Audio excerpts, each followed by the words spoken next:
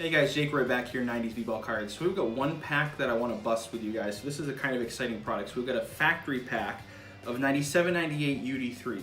So this is a pretty unique product, kind of a experimental product by Upper Deck. And actually the UD3 name indicates that the base set, they had three unique designs. So they did this in 96, 97, and 97, 98. Where they were kind of experimenting with different designs, and some of their insert sets were a little bit experimental as well. So we've got 3 cards in this pack. The expectation is you get 3, one of each of the base cards, but you could get one of the insert cards, which are all pretty rare and pretty cool. So the most prevalent is the Awesome Action at 1 in 11 packs.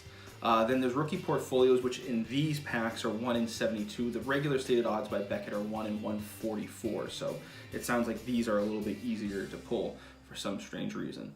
And then there's the MJ3. So there's 3 different MJ cards, which each have their own unique odds. So the first one is 1 in 45 pack.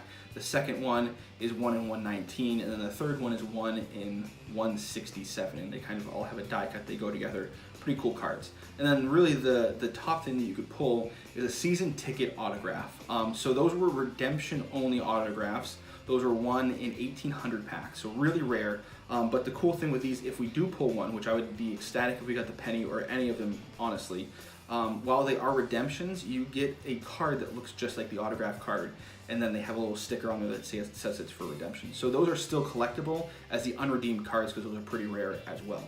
So let's see what we get. All right, so we're gonna cut into this. I'm gonna be really careful because it's being a blister pack. I don't think there's any way that I can get into this without cutting into the pack, so I'm just gonna try to cut into the silver and be very careful opening this. It's one pack, it's very thin, and I really don't like the idea of the way that these are packaged. But you know, this was an experiment from Upper Deck, and we saw something similar in some other products over the years. So, all right, this is working out pretty well.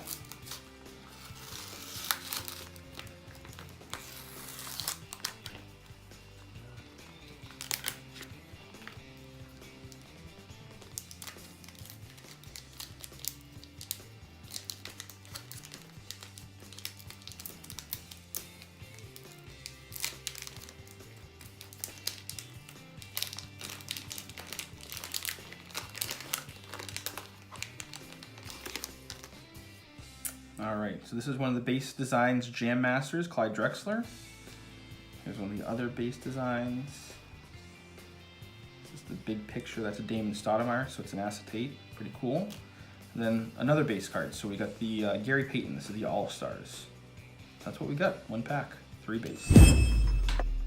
All right, so here we've got what we pulled here on the top row, and then we've got some other PC items, so I thought we could kind of show and share. So we pulled the Gary Payton. It's actually Starstruck. I called it the All-Stars. So here we've got a Jordan and a penny. So, you know, kind of cool, a little bit of a, you know, kind of a refractor type finish on the outside. But this was this is probably my favorite design out of the 3, but they're all kind of cool in their own sense. So we pulled Damon Stoudemire for the big picture, and then here's the Jordan. So you can see the acetate, you can see my hand right through there.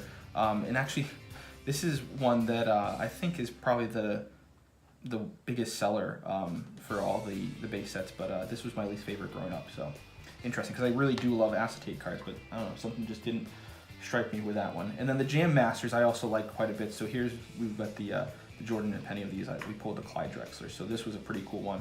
The first group of subset cards there. But then some of the insert cards, so we didn't pull any season tickets. I don't have one in my PC to show. Those are very rare, very valuable, but also very hard to come by, either the autograph versions or the non-redeemed versions.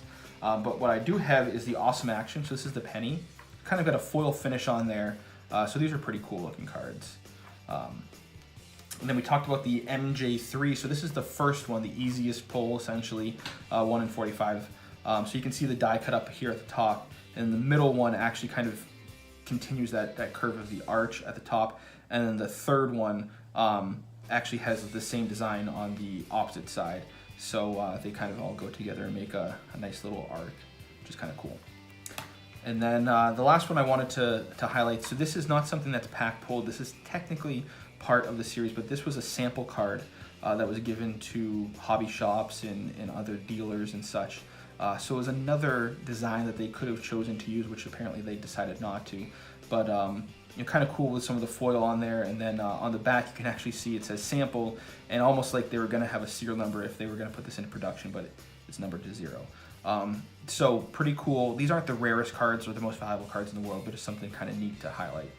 And then we also could have gotten a rookie portfolio, but I don't have one to show you guys, so that's what we got. Alright guys, so that's what we got. So my question for you guys today is, this was a set that was primarily just subsets. And we've seen some sets that have a regular base set and then subsets. So what do you guys think about subsets?